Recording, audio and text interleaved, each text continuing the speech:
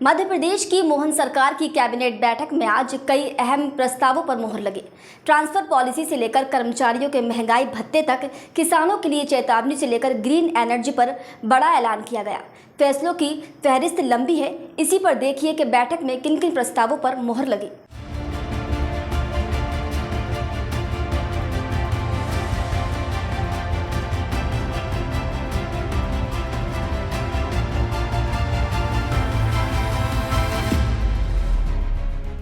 CM doctor Mohan Yadav की अध्यक्षता में मंगलवार को ही कैबिनेट बैठक में कई बड़े प्रस्तावों को मंजूरी दी गई।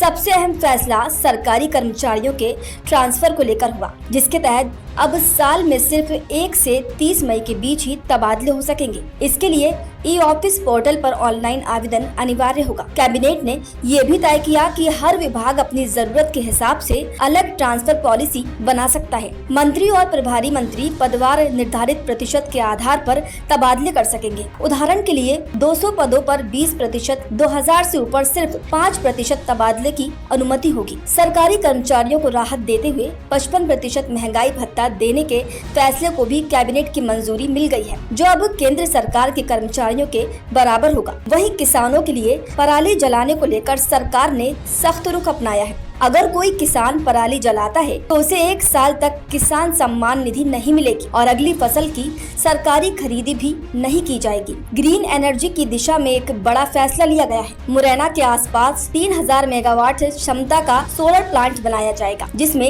1000 मेगावाट मध्य प्रदेश के लिए और 2000 मेगावाट यूपी को सप्लाई की जाएगी। इसके अलावा यूनिफाइड पेंशन स्कीम पर विचार के लिए 6 वरिष्ठ अधिकारियों की कमेटी बनाई गई है, जो केंद्र सरकार की गाइडलाइनों का अनुसार रिपोर्ट तैयार करेगी। अब देखना होगा कि इन फैसले का असर आने वाले समय में प्रशासनिक और विकासात्मक स्तर पर कैसे देखने को मिलता है। Desk report, the MP wire.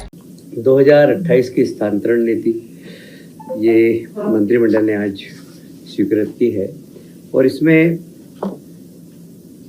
यह स्थानांतरण 1 से 30 मई तक किया जाना जरूरी है और 30 मई तक ई-ऑफिस में सारे स्थानांतरण डालना होंगे।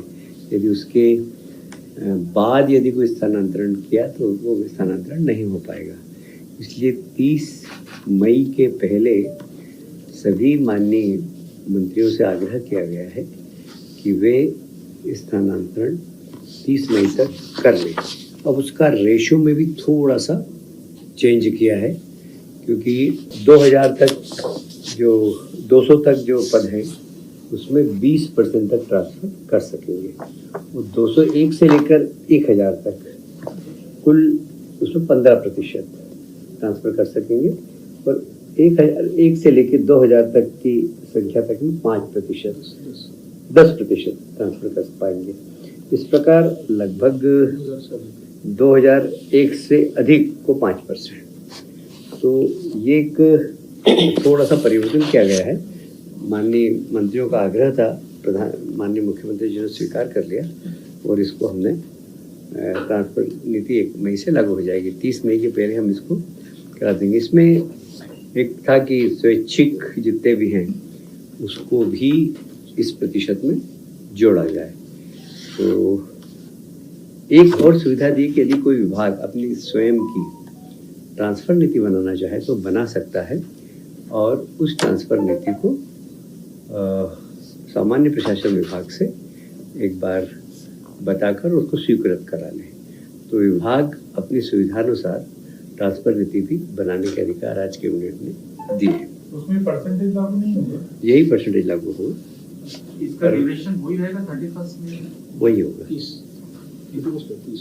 बट ये कॉन्ट्रोडिक्शन नहीं होगा जो आपकी यूनिटी और परसेंटेज का वैसा कुछ समझ मतलब थोड़ा क्लियर कीजिए आप। नहीं, ऐसा है कि पॉलिसी तो यही रहेगी।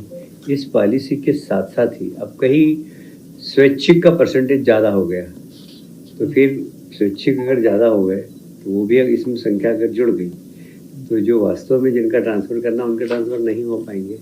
तो इसलिए कुछ इस प्रकार का बैलेंस करना पड़ेगा कि स्वैच्छिक ट्रांसफ़र भी हो और विभाग जिसको चाहे उसके भी ट्रांसफ़र हो। देश प्रदेश की ताज़ा अपडेट्स के लिए हमें यानी द एमपी वायर को लाइक, शेयर एंड सब्सक्राइब करना ना भूलें।